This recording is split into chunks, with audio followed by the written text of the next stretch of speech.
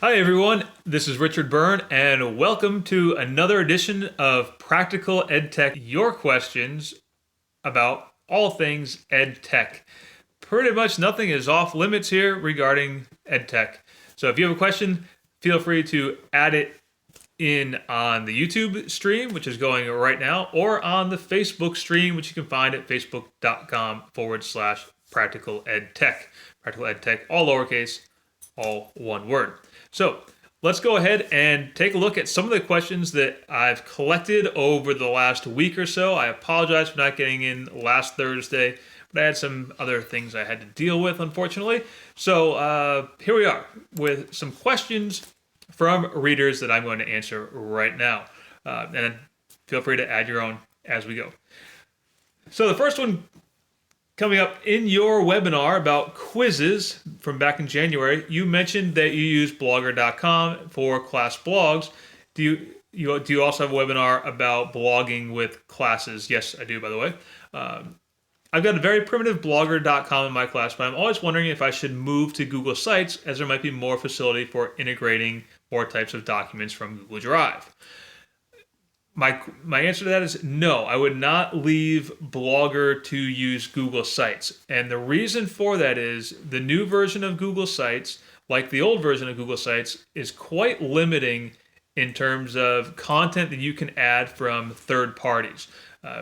While you can integrate all Google Drive stuff into Google Sites, you can't integrate a lot of third-party stuff. For example, Animoto videos.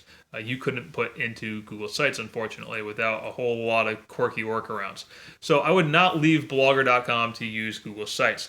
If you're not happy with Blogger.com, I would recommend then trying EduBlogs, which you can find at edublogs.org. EduBlogs has a great platform. It's powered by WordPress. It's basically a WordPress multi-user integration. Fantastic support from folks like Sue Waters and Ronnie Burt, who kind of run the show over there, and they're more than happy to answer your questions if you run into any trouble. So if you're looking to leave Blogger, I would take a look at EduBlogs before I considered using Google Sites. On a related note, someone asked me about using Google Sites for a professional development website, and I kind of gave the same advice there as well because of the limitations of using third-party content. All right. And the last question was, how do you go incognito on Chrome? Last question from the same person. And on Chrome, to do that, just hit Control, Shift, and N on your keyboard, and you'll be into the incognito browser in Google Chrome, which is useful for doing things like seeing the student perspective of a site without having to log out and then log back in into a different account. Okay. So question number 2 coming up here that I have recorded. And again, if you're here in the live session, and there's a few people live on both platforms right now, feel free to put your questions in. But question number 2. Thanks for the Google Forms help and the Flubaroo heads up. As I'm playing around, I have a couple of questions for you if you don't mind. Where is the quality control in putting out a URL for kids to access the Google form and not have them share it with other kids later in the day or in later classes? I teach the same prep a few times a day. I'm concerned that some kids could figure out that they can share the URL and help their friends in advance. So one of the things you can do there is you can make a copy of your original Google form and then shuffle the answer choice order and or shuffle the question order on your Google form. So that way, while you might be assessing the same content and asking the same questions, you'll be asking them in a different order and in a different answer choice order. So that's one way to go about doing that, so that kids aren't giving or the other thing you can do is make a copy and then just make a small tweak to the questions that you ask. And so you ask, and I did this myself for years, teaching 5 sections of U.S. history. I ran at this myself, and I make a copy, and I just swap out a couple of questions just to keep kids on their toes. The other thing there being to ask questions that can't be easily just copied and pasted from one student to the next. But anyway, that's a different topic. Is there any easy way to get a PDF of a Google form? Socrative allows this for kids who are absent or can't use technology at school for various reasons. Yes, when you go to print your Google form, in the upper right-hand corner, you can select print and save it as a PDF as opposed to actually literally printing it out. Or you can just save it as a PDF. So yes, you can get a PDF of your form. Rather than using the print screen menu, go in the upper right-hand corner of your Google form and hit print. All right, so question number 3. I'm looking for a platform I can use to create an online classroom. Can you help? That was the whole question. That's a wide open topic. And I don't have a whole lot of information to go on with that question, other than to say, depending on the size of your school and the size of your class, if you're looking for just a very simple online classroom, I mentioned Otis in a previous version of Practical EdTech Live, and I stand by that. I think Otis is a great platform for a small school or to use for an online classroom environment. Google Classroom, of course, being a kind of obvious answer choice, depending on whether or not your school has G Suite for Education. Moodle is still out there. Moodle is a great open source option. Not as many people use it as did in the past when it first came out, but Moodle is still a good option. So you can try those as well. Again, with that question, I needed a little bit more information to make a good recommendation, but those are my 3. All right, so moving right along, and it looks like there's a question there. Okay, sorry. This is live, so I'm just answering the questions on the fly as they pop in. Some of them are canned, but I was just looking at another one on the live stream. So question number 4. I want students to sort through a list of values, select 10 that are personally important to them, and then rank them to identify their top 3.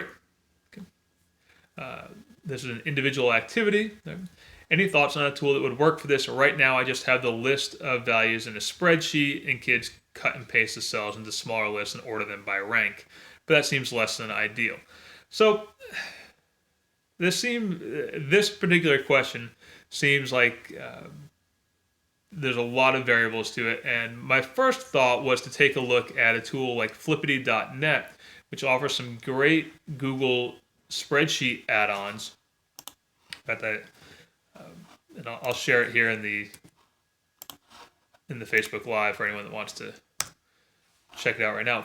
Flippity.net has a lot of add-ons. One of the add-ons that they offer for Google Sheets is a random name picker. They also offer some what's called a mix and match template, which will let you mix and match values from a spreadsheet. So you could try that. My second thought was to use something like Google Forms and use if-then logic in creating your Google form, or what they now call go to section based on answer. And so you might start with the first page of your Google form that has a list of those items, those 50 items or 25 items, however many items you want. And then you have students choose from that drop-down menu their 2 or 3, and based on that answer, they go to the next section and then refine it that way. So you're essentially doing the same thing, but you're doing it in a digital format. So I don't know if that's better or worse than cutting and pasting on paper. I kind of think that the cut and paste is kind of cool. I'd kind of like to do that myself, but so you can do it that way as well. All right. Another Google Docs question, which is not surprising, considering I talk a lot about Google Docs. All right. That is, I'm beginning to use the Save to Doc add-on for Google Sheets. For those who are not familiar with this add-on, the Save to Doc add-on takes the information that's in your Google Sheet and sends it to a Google document in your account. And the person asking this question wants to know, is there any way to format the Google Doc, or is it possible to have the cells from the spreadsheet brought over in original order without utilizing columns? Do I have to format it, or do I just have to format it after the information is transferred? Unfortunately, you do just have to reformat it after the information is transferred over. The Save to Doc add-on is not great if you have a multiple page spreadsheet and many columns and many cells. It's not going to be great for that. The Save to Doc add-on was really more for I've gathered a bunch of information through Google Forms and I want to have it in one nice document. For example, if I collected contact information from parents and I want to have it all displayed in a document rather than in a spreadsheet, the Save to Doc is going to be great for that. It's not going to be so good if I have a multiple page spreadsheet. All right. And the last question that I have submitted in advance, and if anyone has any others they want to submit, feel free to do so on the YouTube Live or in the Facebook page. Last question comes from my buddy Rushton Hurley. Rushton Hurley runs a great website called Next Vista for Learning. Check it out at nextvista.org. It's a video sharing site in which students share videos with other students, and all the videos have to teach a lesson. Anyway, the note comes from Rushton. I just put another post in the doc.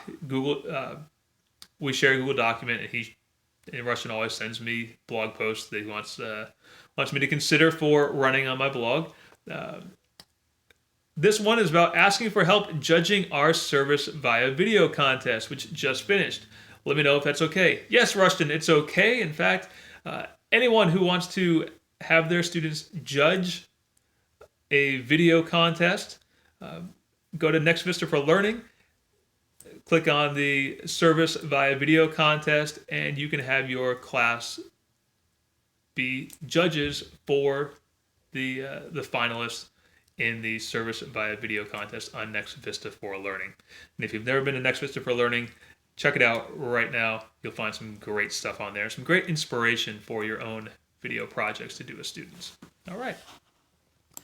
So it looks like that's about it for questions. As always, thanks for joining me. If you have any other questions, feel free to send me an email, richardbyrne@freetechforteachers.com, or send it to me on Facebook at facebook.com/practicaledtech. I do take questions on that page as well. So thanks, everyone. I'll see you next time.